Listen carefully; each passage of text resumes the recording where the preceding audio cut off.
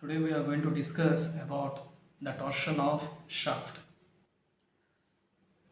So I am going to consider a bar of diameter D or radius R and having a length of L when it is subjected to a twisting moment or when it is subjected to a torque, and that shaft is undergone, we are calling it as torsion. So whenever there is a torsion in the shaft, there will be a shear stress that will be induced within the shaft or a material. So to define that, so we are going to apply a torque at the end of this rod and we name it as T, and then at this end there will be a torque which is acting in the reverse direction of the applied torque. Means here if it is acting in the clockwise direction, this torque will be acting in the opposite direction of that. So let us consider one line between the A point to the B point. When we apply a torque, this B point will be shifted to B dash, and then this A to B dash will make an angle of phi, the angle. This is the phi, the angle made by the line A to B dash.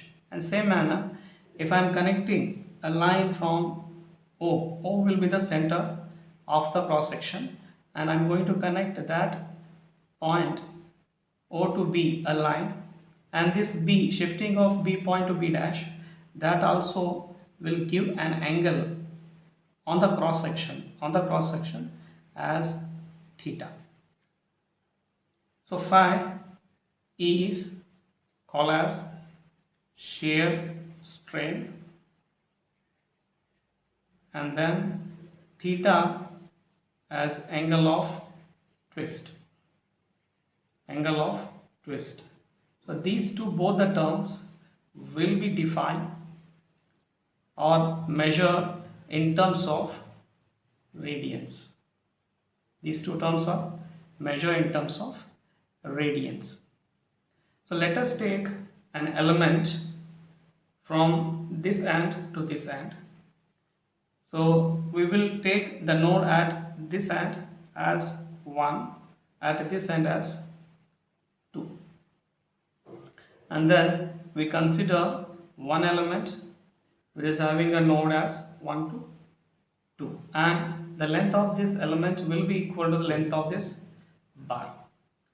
Let us start with the length of the arc, that is B to B dash. If I want to measure it, so first I will take B to B dash, it is the arc length.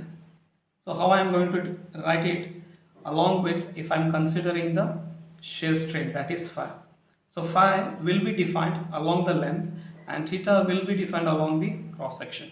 So while I am defining this arc length, so if I am considering the phi will be multiplied that with the length of the bar, that is equal to, if I am taking a theta into this radius, capital R.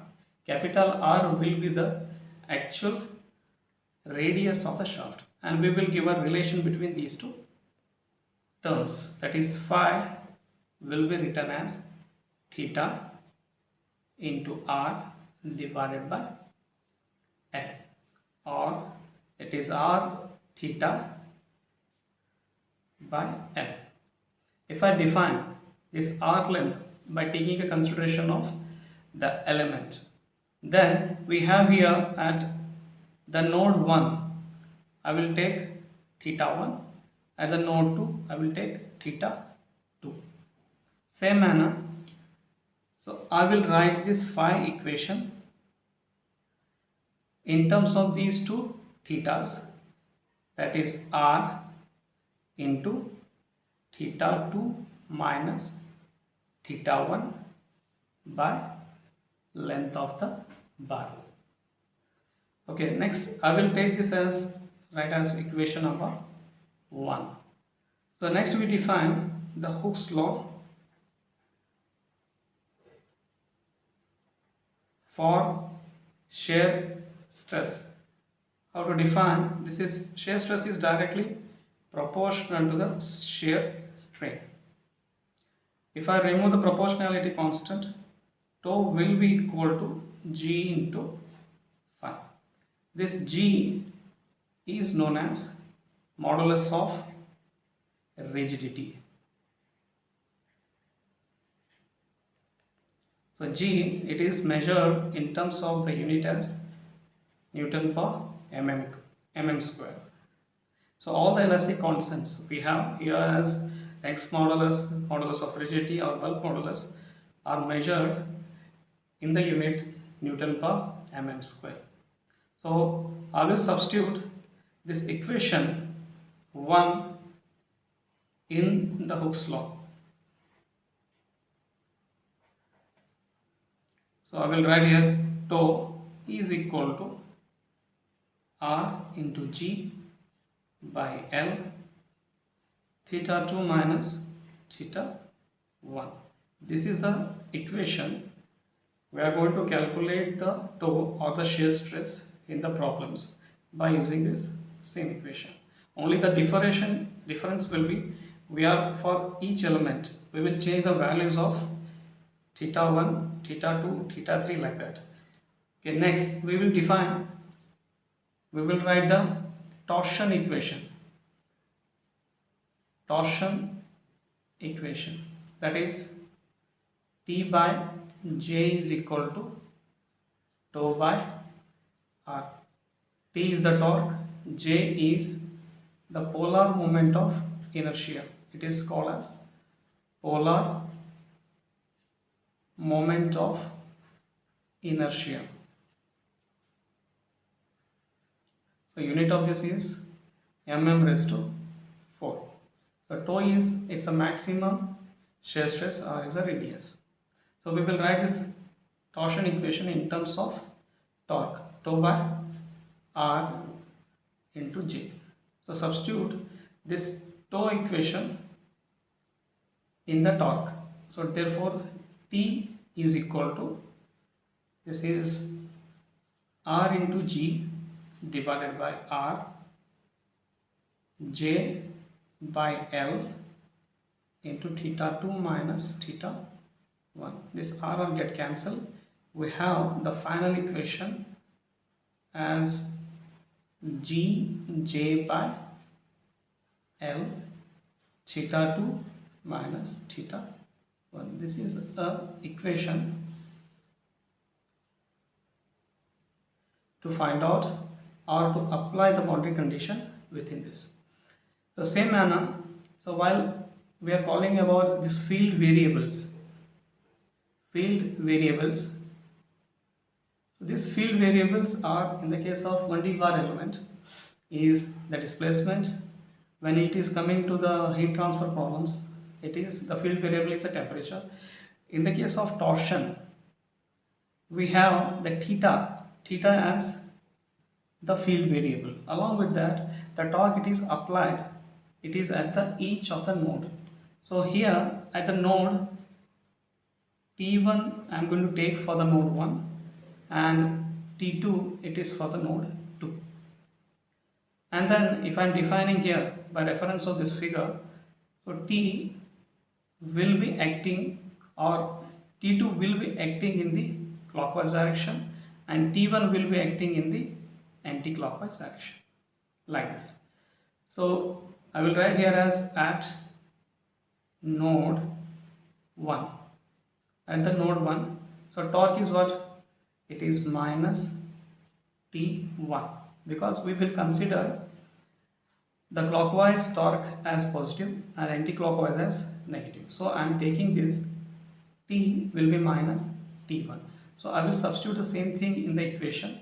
So finally I will write this as T1 is equal to Gj by L. There will be the minus sign that will be shifted to this side. So I will write theta 1 minus theta 2. At node 2, so T will become plus T2. So equation will be as it is. T2 is equal to Gj by L. It is theta 2 minus theta 1. So if I write these two equations in the matrix form,